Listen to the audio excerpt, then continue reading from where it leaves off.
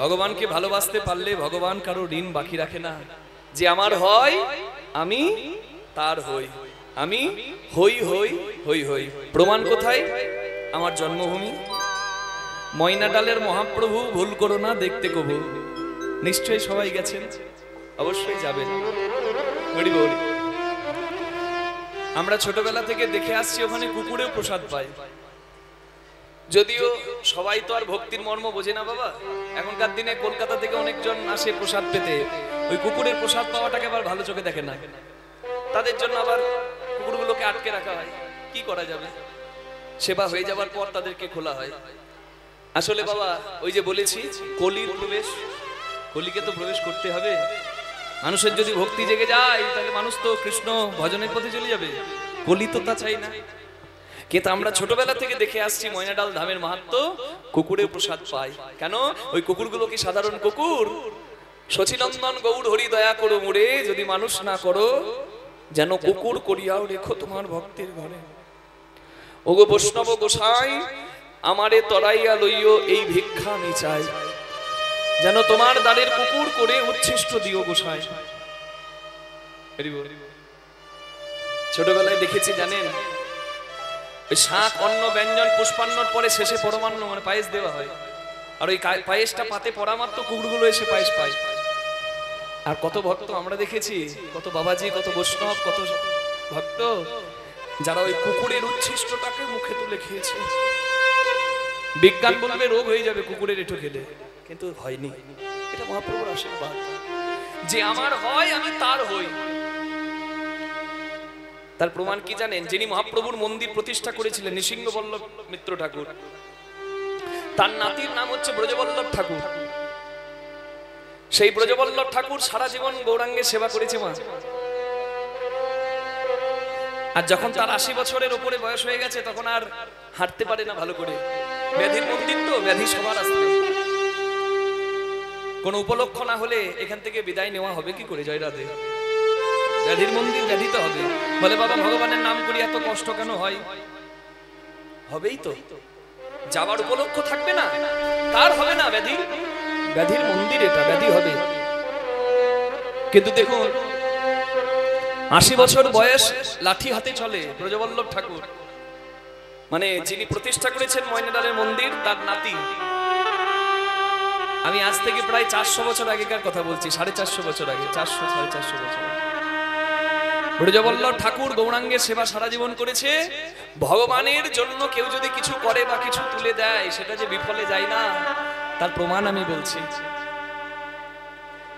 সারা জীবন গৌরাঙ্গের সেবা করার পর যখন 80 বছর বয়স হয়ে গেছে, লাঠি হাতে চলে, আর মন্দিরে যেতে পারে না, তখন তার একটা ভৃত্য ছিল, মানে চাকর ছিল, যার নাম গৌর হরি প্রামাণিক। আশ্চর্যের কথা হলো চাকরের নাম গৌর হরি আর আরাধ্য ভগবানের নামও গৌর হরি। এখানেই তো তত্ত্ব। প্রতিদিন একটা করে পান খেয়ে, মানে তাম্বুল সেবা করে রাতের বেলা বিশ্রামে যেতেন। এটা অভ্যাস ছিল সারা জীবনে। একদিন ঝড় বৃষ্টির রাত, চাকরকে ডাকছে, কই রে বাবা, এই গৌর। চাকরের নাম তো গৌর হরি। বলছে, এই গৌর, গৌর, আরে কত রাত হলো, পান দিয়ে যা। তুই তো জানিস পান না খেলে আমার ঘুম হবে না, অভ্যাস।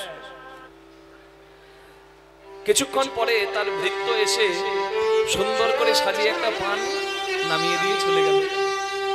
আর ওই পানটা মুখে নিয়ে, পানটা সেবা করার মাত্র সারা অঙ্গ পুলকিত হয়ে গেল। থরথর করে কাঁপতে শুরু করেছে হাত পা গুলো। কেন জানেন? কারণ ওটা কোনো সাধারণ পান নয়। ওই পানের মধ্যে ভগবত সুগন্ধ আছে। মানে যারা ভগবানের মন্দিরে প্রবেশ করে ভগবানের সেবা করেন তারা জানবেন একটা আলাদা অনুভূতি, সুগন্ধ আছে। অষ্টপদ্ম পদ্ম পলাশের গন্ধ, যেটা আমার ভগবানের মধ্যে বিরাজ করে। ওই পানের মধ্যে সেই সুগন্ধ পেয়ে তার হাত পা গুলো কাঁপছে। হাই হাই, আমার ভৃত্য সারা জীবন পান খাইয়েছে, কিন্তু এমন পান তো আমি কোনোদিন খাই না। এই পানও পেল কোথায়? কি দিয়ে বানিয়েছে? সারা রাত আর ঘুম হলো না। ভোরবেলায় বসেই আছে বিছানায়, কখন আসবে চাকর আর কখন তাকে জিজ্ঞাসা করব এই পানের রহস্য। ভোরবেলায় ভৃত্য এসেছে, চাকর এসেছে, আর আসা মাত্র চিৎকার করে বলছে, বাবা এদিকে আয়, সারা রাত আমার চোখে ঘুম নাই, বল তুই কাল রাতে যে পান দিলি সেই পান পেলি কোথায়? তার চাকর উত্তর দিচ্ছে, বাবু আপনি আমার সঙ্গে মশকরা করছেন। কালকে আমার মেয়ের শরীর খারাপ ছিল, আমার মেয়ে অসুস্থ ছিল, তাই আমি তো ময়নাডালে ছিলাম না, আমি নদীর ওপারে জামরাত বলে একটা গ্রাম, আমি ওইখানে ছিলাম, আমি তো ময়নাডালে ছিলাম না, আমি পান দিয়ে যাব কি করে? চাকরের হাতটা ধরেছে, কি বললি তুই? সত্যি কথা বলছিস? আমাকে তুই পান দিয়ে যাসনি? তুই যদি পান না দিয়ে যাস তাহলে অপূর্ব সুগন্ধযুক্ত পান আমাকে কে দিয়ে গেল? আমি যে চিৎকার করে ডাকলাম, অনেক বেলা অনেক সময় হলো, কই রে আমার পান দিয়ে যা, গৌড় আমার পান দিয়ে যা, গৌড় আমার তাম্বুল তবে আমি বারবার করে ডাকলাম, গৌড় পান দিয়ে যা, গৌড় পান দিয়ে যা। আমি ডাকলাম আমার ভৃত্য, আমার চাকর গৌড়কে, তবে কি আমার ইচ্ছা পূরণ করতে আমার আরাধ্য গৌড়, আমার গৌড় হরি আমার কাছে ভৃত্য সেজে এলো, চাকর সেজে এলো। যদি তাই হয় আমার অপরাধের ক্ষমা হবে না। আমি সারা জীবন যার চরণ সেবা করেছি, সে যদি আমার চাকর হয়ে আসে আমার ইচ্ছা পূরণ করতে, আমার নরকেও জায়গা। বাবা তুই আমাকে একটু মন্দিরে নিয়ে চল। চাকর হাতটি ধরে মন্দিরের দরজা পর্যন্ত এনে দিল। হামাগুড়ি দিয়ে যেমন বাচ্চা ছেলে যায়, হাঁটার ক্ষমতা নাই, হামাগুড়ি দিয়ে মন্দিরের ভেতরে গিয়ে গৌরাঙ্গ মহাপ্রভুর সামনে দাঁড়িয়ে বলে, গৌর হরি তুমি বলে দাও আমি যা কিছু ভাবছি সব মিথ্যা, আমার সব মনের বহু। আমি যে গৌরাঙ্গের সারা জীবন সেবা করেছি সে আমার জন্য চাকর হয়ে পান সাজিয়ে এনেছে, আমার ভাবনা ভুল, তুমি বলে দাও, তুমি উত্তর দাও। গৌরাঙ্গ মহাপ্রভু উত্তর দিল কেমন করে জানেন? কৃপাময় গৌরাঙ্গ হাত তুলেছিলেন, ভক্তের সামনে হাতটি বাড়িয়ে দিলেন। পান সাজালে, তাম্বুল সাজালে যেমন হাতে লাল দাগ হয়ে যায়, ব্রজবল্লভ ঠাকুর তাকিয়ে দেখছে গৌরাঙ্গ মহাপ্রভু হাতটি বাড়িয়ে দিয়েছে, আর পান সাজানোর সেই লাল দাগ হস্তের মাঝে দেখা যাচ্ছে। প্রভুর হস্ত মাঝে যাই গো দেখা, প্রভুর হস্ত মাঝে যাই গো দেখা, সেই কর্পূর তাম্বুলের রেখা, হস্ত মাঝে যাই গো দেখা, কর্পূর তাম্বুলের রেখা, হস্ত মাঝে যাই গো দেখা। সেই দিন থেকে ময়নাডালে প্রার্থনা শুরু হলো। হাত জোড় করে গৌরাঙ্গের কাছে প্রত্যেক ময়নাডালে সন্তান ভক্ত প্রার্থনা করে যে আমার ইচ্ছা, ভক্তের ইচ্ছা পূরণ করতে তুমি যদি চাকর হয়ে আসো। শচীনন্দন গৌর হরি দয়া করো মোরে, যদি মানুষ না করো যেন কুকুর করিয়া রেখেও তোমার মন্দিরে দাঁড়িয়ে। তুমি যে কুলে পাঠাও, যদি মানুষ না করো, যদি পশু করো, তুমি যেন কুকুর করে তোমার মন্দিরের মাঝে রেখো, যেন তোমার চরণ ছাড়া করো না গৌরে হে।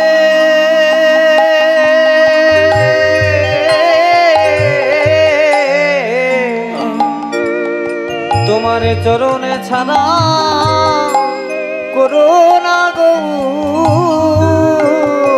আমি ওই চরণে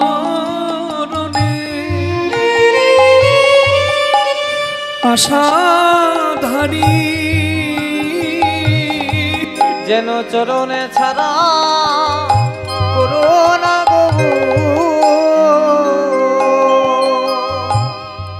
যদি মানুষ করে না পাঠাও, যদি পশু করো, তাহলে যেন তোমার মন্দিরের কুকুর করো, না হলে ধেনু করো, আমার দুগ্ধে তোমার সেবা হবে, আমার চামড়া দিয়ে মৃদঙ্গ। যদি পশু না করে পাখি করো যেন ময়ূর করো, আমার পালক দিয়ে তোমার চূড়া হবে। যদি কীট পতঙ্গ করো যেন মধুমক্ষিকা করো, ফুলে ফুলে ঘুরে ঘুরে তোমার পঞ্চামৃতের জন্য মধু জমাবো। যদি জনে জন্ম হয় তাহলে যেন আমায় শঙ্খ করে জন্ম দিও, তোমার আরতি কালে ভক্ত বদনে প্রাণ ভরে বাঁচব। আর যদি বৃক্ষ করে পাঠাও যেন তুলসী গাছ করে দিও, আমার পত্র মঞ্জরি তোমার সেবাই লাগবে। আমার কাণ্ডতে, আমার কাণ্ড দিয়ে কণ্ঠী করে মালা ভক্ত কণ্ঠে ধারণ করবে। আর আমি যদি খুব ভাগ্যবান হই, যদি আবার মানুষ হয়ে জন্ম পাই, যেন কোনো হরি ভক্তের ঘরে আমার জন্ম দিও। হরি ভক্তের ঘরে আমার জন্ম দিও। আমি মনের সাথে আমি চরণ সেবা করব। হরি ভক্তের ঘরে জন্ম দিও। ভক্তের ঋণ বাকি রাখে না ভগবান। জগৎ সংসারের জন্য করবেন, শেষে একটা কথা শুনতে হবে, কি করেছো তুমি আমার জন্য? স্বার্থের সংসার, স্বার্থে লাগলে কেউ কাউকে ছাড়ে না। যত আপনি হোক, কেউ কাউকে ছেড়ে কথা বলে না। কিন্তু যে কোনো ঋণ রাখে না, ঋণ শোধ করে দেয়। যত দুঃখের কথা যাকে জানাতে হয়, যাকে বলবেন সংসারের আপন সাজা মিথ্যা মানুষগুলোকে দুর্বলতার সুযোগ নেবে সে। আর পরম আপনকে বলুন, সে রাস্তাটাও ঠিক করে দেবে, আর সে কোনোদিন দুর্বলতার সুযোগ নেবে না। নিতাই গৌর প্রেমানন্দে হরি হরি হরি বল।